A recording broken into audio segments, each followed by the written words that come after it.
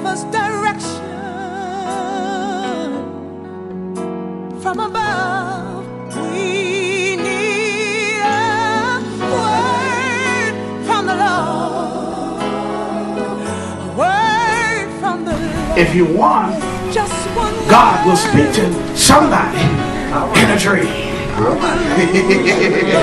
See, Joseph was in this ministry. It was him. It was his household. And in order for them to be on one accord, God had to speak to Joseph. And if God hadn't spoke to Joseph, they wouldn't have been on one accord.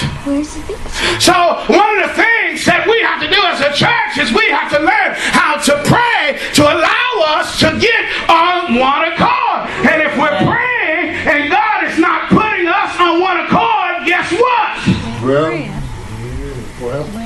Guess what? Especially if somebody's over the ministry, the head of the ministry. Guess what? Then it's you the one who have the problem. Let me say that again. I didn't mean this to be a sermon like this, but this is God speaking. Oh, guess what? If God would have never put Joseph on one accord with Mary, guess what? Well, that's true. Huh? Mary would have stayed in her crisis. That's right. You've been in a crisis. Mary would have stayed in her crisis. Mary could have lost her life. Mary could have been stoned, and at the very least, she would be walked around with a scarlet letter. Hello? Hello? Yeah. Because we must be on one accord. And if we're not, and God doesn't put us on one accord, and you started it, guess what? Hello? Hello. Hello? Talk about it. Come on. Hello? Hello? Hello. That means you're out of order. Hello. Because God knows how to defend his own ideas. That's right. That's right. His ministry. Well, his innovations. yeah. God can do it. You don't have to help him out. If God gave you an idea, it will come to fruition if it's his. If it's his. If it's his, let me say that again. If it's his, if it's not his, guess what? You don't get your face busted wide open. All right. And have folk thinking you're spiritual, but you're not. Well, Lord help. Lord help. Hello? Are you willing? See, the commands of God determines us to obey God, even if we do not understand. All right. Amen. Yes, sir. You must obey God, his authority, his leaders, even if you do not understand. And if you don't, you're being used of the devil. You're being used of the devil. Say to your neighbor, Neighbor. oh neighbor, I will obey God. Even when I don't understand. Even in a crisis. In a crisis. You know, there are some things that I don't understand. I don't understand. I wish it was not that way. And I say sometimes the Lord and I, we be talking. And I say, Lord, you use me to speak. And it seems like you would give me some more insight into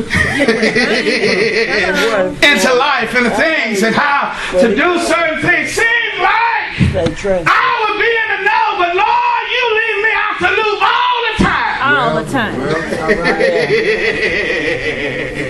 And he said to me, you see, I can leave you out the loop because I know you're spiritual enough. That's all right. To get on one accord. All right. Even if you don't know what's going on at the church, if you know that it's a holy and sanctified reason for it to take place, you're not going to be upset when you don't know something. Well, That's what happened with Joseph. He didn't know. I mean, this was a man. Incredible. But he was a righteous man. Righteous people get on one accord. All right. Say to your neighbor, neighbor, call neighbor, righteous people, get on one accord. Get on one accord. Amen. We talked about the crisis. We talked about the command. And lastly, we're talking about the christening. The christening says this: the virgin will be with child, and I will give birth to a son, and they will be called, and they will call him Immanuel, which means God with us. One of the things that God has been speaking to me, and he wants to speak to you as a church, is that God is with you. Say to your neighbor, neighbor, oh neighbor, regardless of the crisis, God is with me.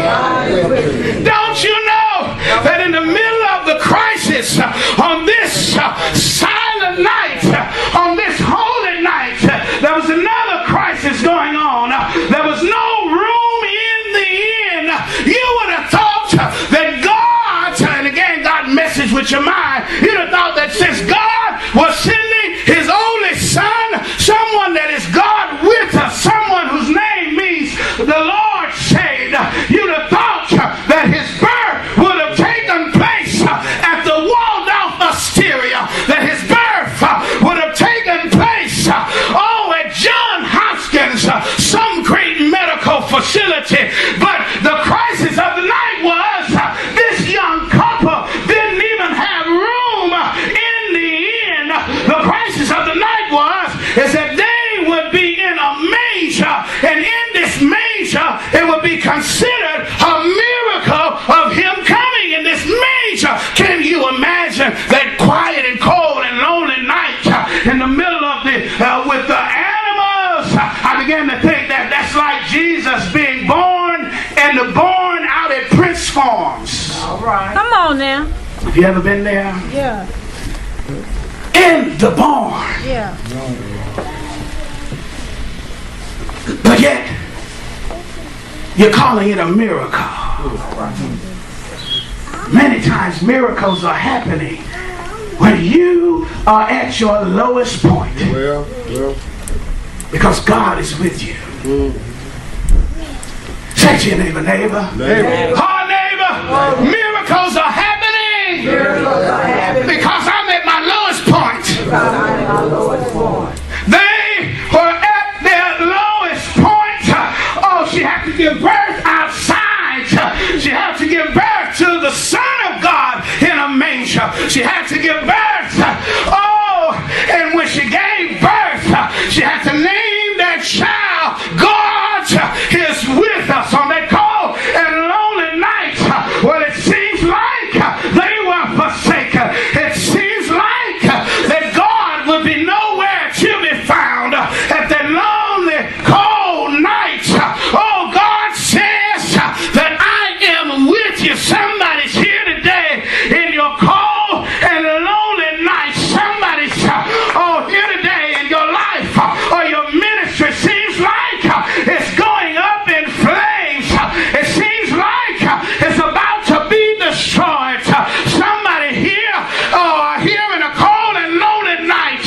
Well, it seems like that nobody believes in you. That nobody thinks that you can win. Oh, and somebody's here today where time has run out. Oh, there's no more time. But God has sent me here today to tell you about the miracle in the manger. And the miracle in the manger is that God is with me. Maybe that's what David was talking. The calm on the sea. But what we need is a special word that will burn within our hearts and give us direction.